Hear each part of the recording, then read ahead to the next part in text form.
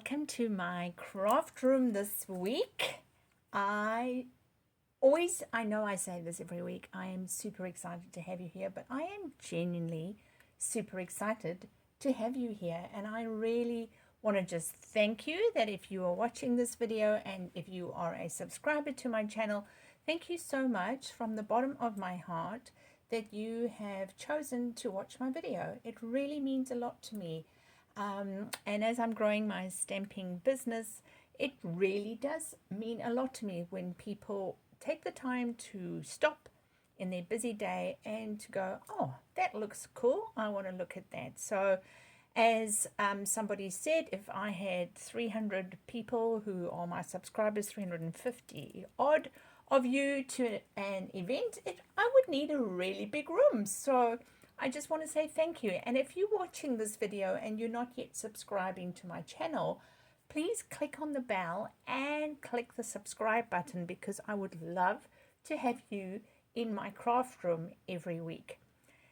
Now, this week, I know, I'm going to say it, I am super excited to have you here. Before I get into this project, I want to give credit where credit is due. This project has been inspired by Ruth from Artful Stamping. She does the most gorgeous one-sheet wonders, and I have been following her for just on a year now. So if you love arty kind of work, go and check her out.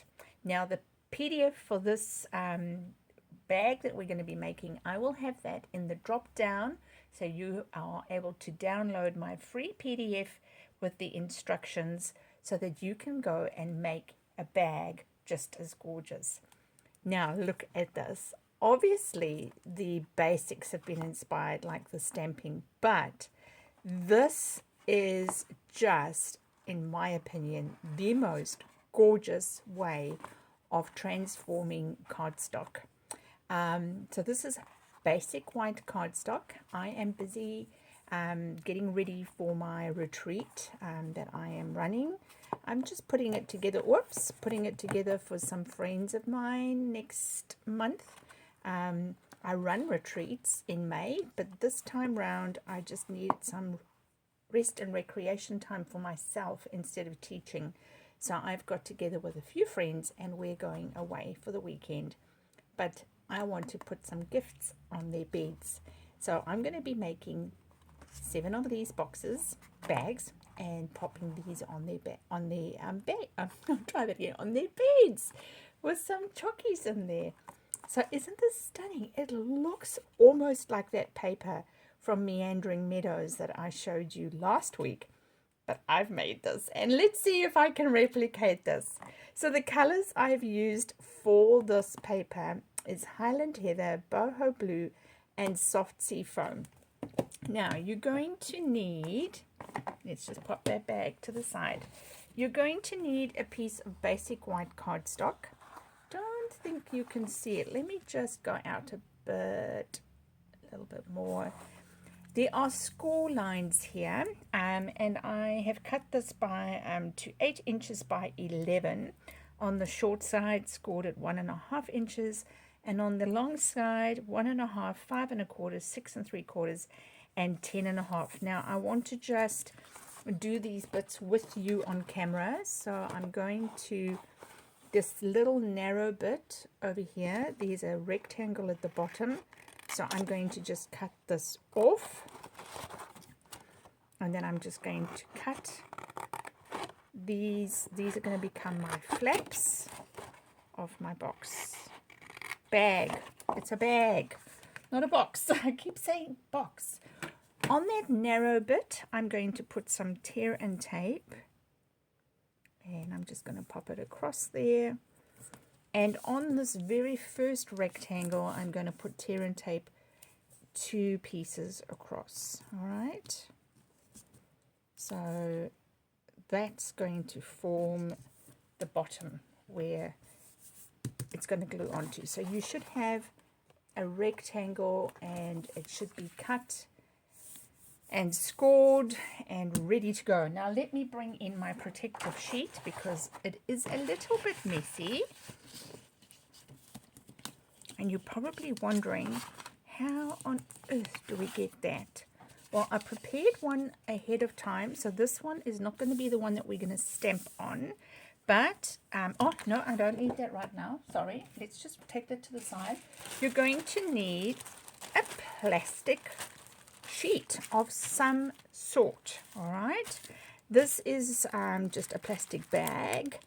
And so if you are not getting a lot of plastic bags, I would suggest that you save what you have. Now, using your soft sea foam, you're just going to open up your ink pad, and I'm just stamping down in 3 places. And then I'm going to use boho blue. I don't want a lot of blue, I want just a little bit.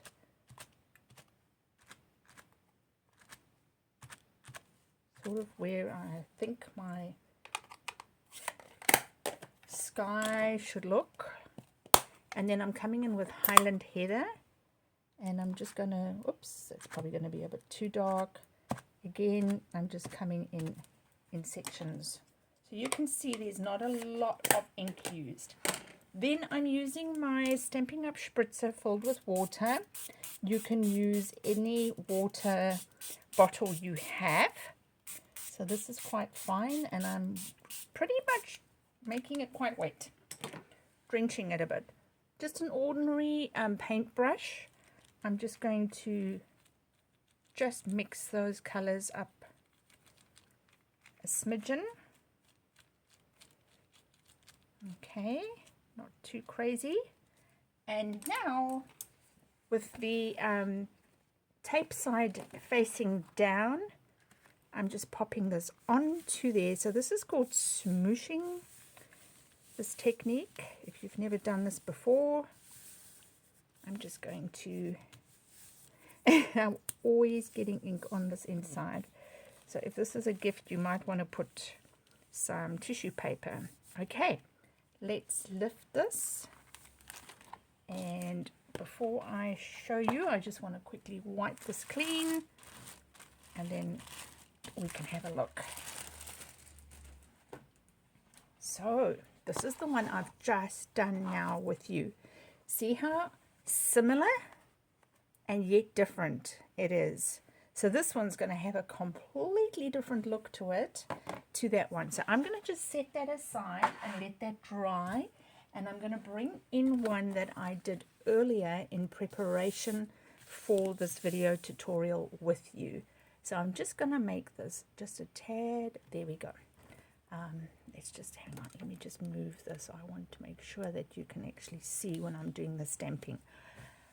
So what did I use here for these flowers? Well, the stamp set that I used is the two-tone Flora, and I'm using Gorgeous Grape and Highland Heather as my 2 colors. So I'm going to just get my mat underneath because it is a photopolymer. All right, let's just place it so that it's, both of them are there. Cool. So opening up my Highland Heather, okay, I just want to get this all in the camera for you. I'm just going to ink up the outline, and I'm going to come, I want it, there's, my seam is over here, so I'm going to come about over there, and then I'm going to come just to the right of it.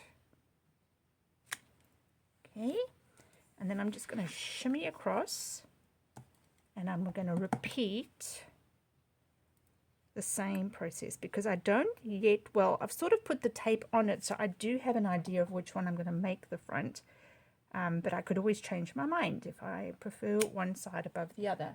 So that is the outline. If you have the stamp set, it is easier to do the outline because you're going to match up these little blossoms with that. Now the inside is going to be Highland Heather. And you'll notice the only color that I haven't used that is the same. Just want to make sure that's inked up. There seems to be a... Just want to map. Hold on, I just want to check. Yep, that is Highland Heather. That's interesting. It's really dark. Okay, so I'm coming in with Highland Heather. And I'm just pressing down. Cool. And of course, as the color develops, just want to make sure I'm going straight. It will soften. And then I'm coming across again. I think what I love about this process is that it's each bag is going to be different. So, well, it's hard to get these matched up when I'm not directly under them. So I'm half expecting this one to be a bit skew. I think that's all right. Okay. Cool. Oh, yeah. All right. Now I'm going to bring in those leaves and I'm going to use boho blue. So I'm using boho blue and the leaf is still from the two-tone flora. So I'm stamping that up, bringing it in, and a second generation just next to it. So I just want a hint of the leaves, and this one's going to go slightly onto the bottom, but that's okay. All right, shimmy that across for you. And we go. Oh shoot. Oh, that's all right. Oh gosh, that was close. Okay, we'll just have to make that work. All right. And let's see if I can get that looking like it was meant to be. Awesome. Cool. Phew. That was close. All right. Can you imagine if I'd gone and done a big splutch? That would have been disappointing. All right, now the words come from the gorgeously made stamp set, and so I'm using that in Highland Heather, and I'm just going to come across and across, and we'll just go there. And I'm just going to come across here again.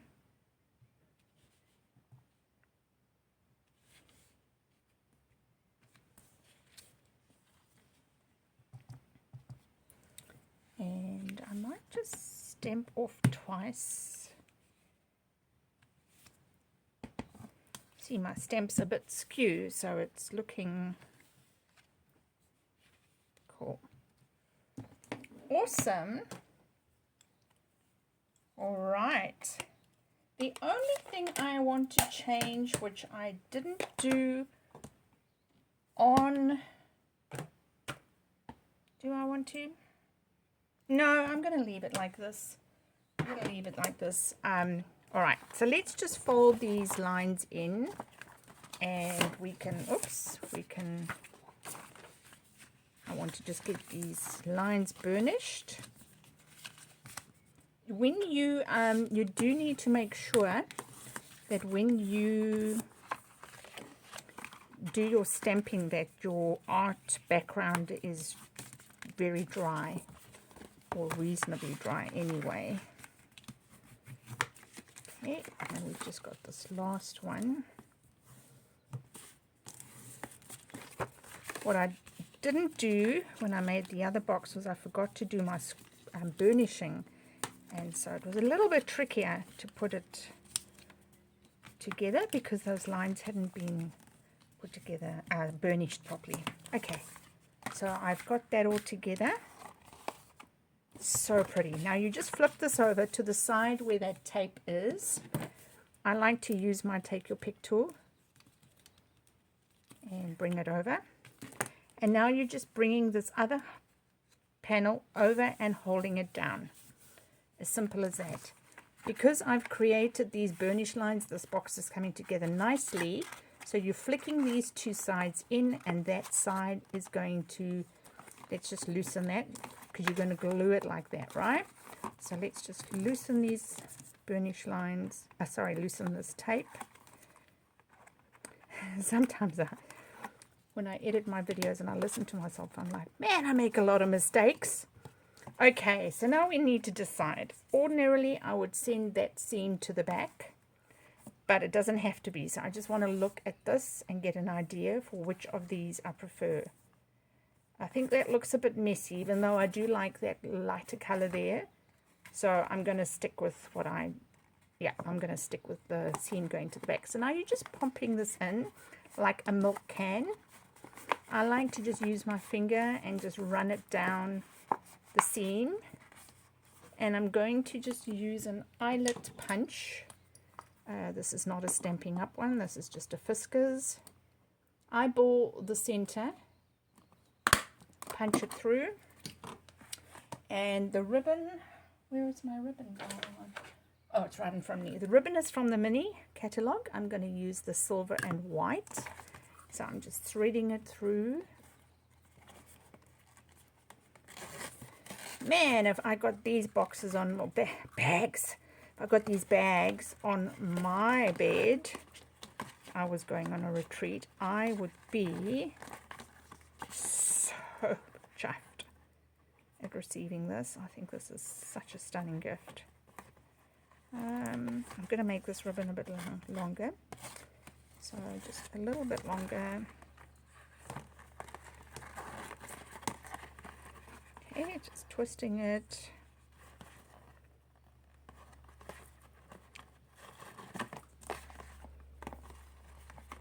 Just going to bring that one down. I still feel like it could be a little bit longer actually. Yes, I'm going to redo it.